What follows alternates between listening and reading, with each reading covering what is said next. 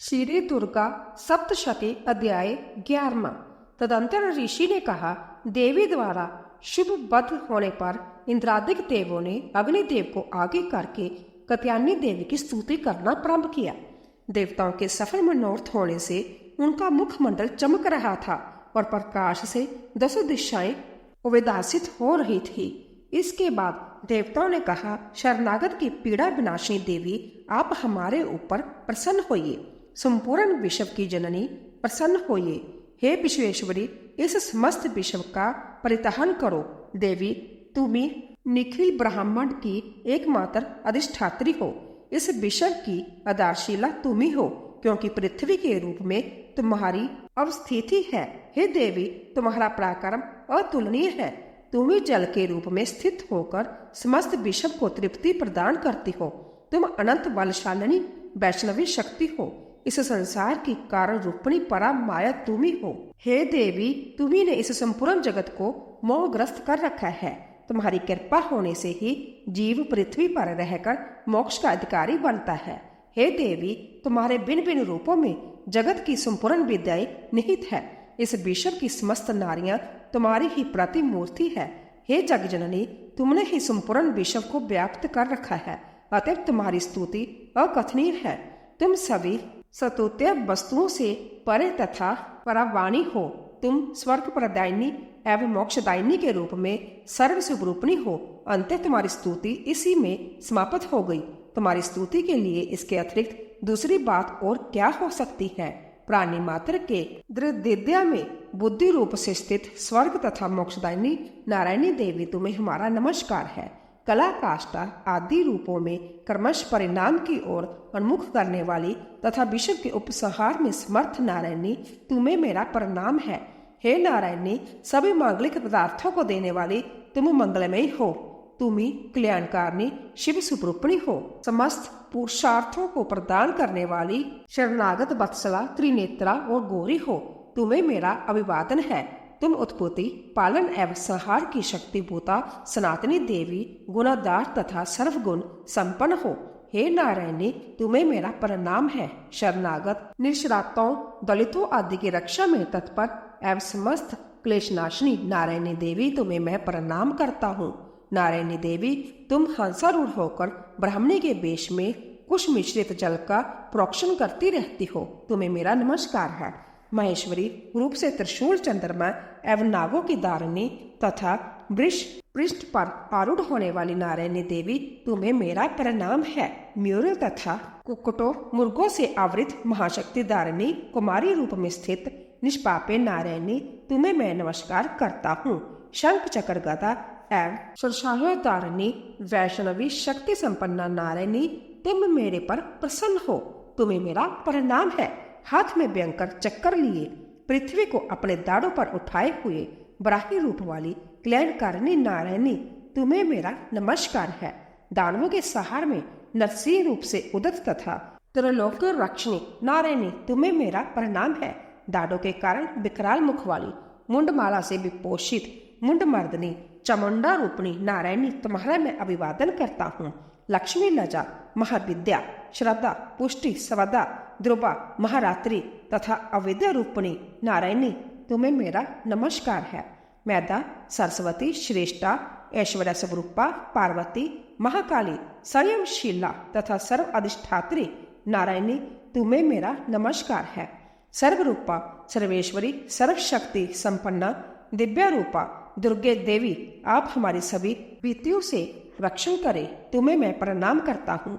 हे कात्यायनी, त्रिनेत्र से सुशोभित तुम्हारा सौम्य मुखमंडल संपूर्ण भयों से मेरा त्राण करे। तुम्हें मेरा नमस्कार है। भद्रकाली, ज्वालाओं की लपट से प्रज्वलित अंतर भीषण एवं संपूर्ण दानवों का सहारक तुम्हारा त्रिशूल हमारी रक्षा में समर्थ हो। तुम्हें मेरा प्रणाम है, जिसके ध्वनि संपूर्ण विश्व में व्याप्त होकर दानवों को श्रीहत कर देती है। तुम्हारा घंटा हम लोगों का समस्त पापों से उसी प्रकार त्राण करे, जिस प्रकार माँ अशुभ कर्मों से अपने पुत्रों की रक्षा करती है। हे चंडिके, दानवों के वसा, चर्बी एवं रक्त रंजित तुम्हारे हाथ में शोभा पाने वाला खंडक हमारा त्राण करे। तुम्हें मेरा प्रणाम है। हे देवी, तुम्हारी प्रसन्नता से ही समस्त व्याधियों का शमन होता है। कोपित होने पर मनोरथ का नाश होता है। जो लोग तुम्हारे शरण पात्र है उन पर कभी विपत्ति के बादल नहीं मंडराते। तुम्हारा शरणागत प्राणी अन्यों का आश्रयदाता हो जाता है। हे देवी अंबिके, तुमने अपने स्वरूप को विपिन भागों में विभक्त करके इन विधर्मी दैत्यों का वध किया है। तुम्हारी अतिरिक्त दूसरा इस प्रकार कौन कर सकता था? विद्याओं में ज्ञान को उदासित करने वाले शास्त्रों तथा वेदों में केवल तुम्हारा ही वर्णन है, किसी अन्य का नहीं। अज्ञान रूपी अंधकार वृत्त से ममता रूपी गर्त में इस विश्व को भ्रमित करने वाली तुम्हारी शक्ति के अतिरिक्त कोई अन्य शक्ति नहीं है। जहाँ पर राक्षस, भयानक विषधर सर्प, शत्रु और लुटेरों का ग्रह एवं दाग हो, वहां तथा समुद्र के मध्य में साथ रहकर पुण्य सतत ही विश्व का कल्याण करती रहती हो। हे विश्वेश्वरी, तुम विश्व की पालन करजी, विश्व रूपा और संपूर्ण विश्व की धरयात्री हो। तुम भगवान विश्वेश्वर के लिए भी सतुत्य हो। जो लोग भक्ति पूर्वक तुम्हारी वंदना करते हैं वह विश्व के शरणदाता बन जाते हैं। हे देवी, प्रसन्न हो। जिस प्रकार तुमने असुरों का संहार करके शीघ्र ही हम लोगों को व्यय मुक्त किया है, उसी प्रकार हमें सदैव शत्रु व्यय से रहते दिलाती रहो। आप समस्त जगत के महाताप का विनाश करें। उत्पात एवं पापों के फलस्वरूप उत्पन्न होने वाली महामारी आदि उपद्रवों को शीघ्र ही दूर करें। विश्व की पीड़ा निवारणी देवी, हम सब तुम्हारे चरणों में नमन करते हैं। हमारे ऊपर प्रसन्न हो। त्रैलोक्य वासियों की आराध्या परमेश्वरी, सब लोगों को वर प्रदान करो। तब देवी ने कहा, देवो, मैं वरदान देने के लिए तैयार हूँ। तुम अपना इच्छित वर मुझसे मांग लो। संसार के लिए मंगलकारी वरदान मैं अवश्य ही दूंगी। देवताओं ने कहा, हे सर्वेश्वरी, तुम इसी तरह त्रैलोक्य की बाधाओं का निवारण करती रहो और हमारे शत्रुओं का नाश करो। इतना सुनकर देवी ने कहा, देवो, विवस्वतः मनवंतर के 28वें युग में शुंभ निशुंभ नामक 2 अन्य दानवों का प्रकटय होगा। उस काल में मैं नंद गोप की पत्नी यशोदा के गर्भ से अवतरित होकर विंध्या पर्वत में वास करूंगी और उन दोनों कथित दानवों का वध करूंगी। इसके अनंतर मैं पृथ्वी पर भयंकर रूप से अवतरित होकर व्यपराचित नामधारी असुरों का संहार करूंगी। दैत्य को अपना आहार बनाते समय मेरे दांत अनार पुष्प की भांति लाल वर्ण के हो जाएंगे। इस कारण स्वर्ग के देवता और भूतल के मनुष्यगण सदैव मेरी स्तुति के समय मुझे रक्त दंतिका नाम से संबोधित करेंगे। इसके बाद जब पृथ्वी पर 100 वर्षों तक अवर्षण का प्रकोप रहेगा, तब मुनियों के स्तवन से मैं भूमि पर योनिजा नामक रूप में प्रकट होंगी। उत्पन्न होते ही मैं मुनियों को शत नेत्रों से देखूंगी।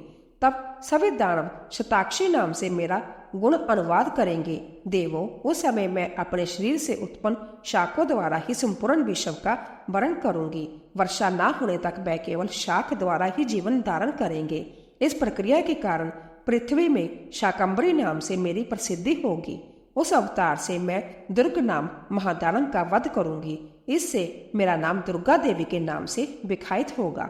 फिर जब मैं भीम रूप बनकर मुनियों के रक्षार्थ हिमालयवासी दानवों का भक्षण करूंगी, उस समय सभी मुनि वर्ग भक्ति पूर्वक मस्तक झुकाकर मेरा पावन करेंगे। उस समय मेरा नाम भीमा देवी के नाम से विश्रुत होगा। इसके बाद जब अरुण नामक असुर त्रैलोक्य में उपद्रव करेगा, तब मैं लोक रक्षार्थ षटपाद युक्त असंख्या ब्राह्मणों के वेश में उनका विनाश करूंगी। उस समय सभी लोग मुझे ब्राह्मणी नाम से संबोधित करेंगे। इस प्रकार मैं सदा ही आसुरी उत्पात होने पर अवतार धारण कर शत्रुओं का संहार करूंगी।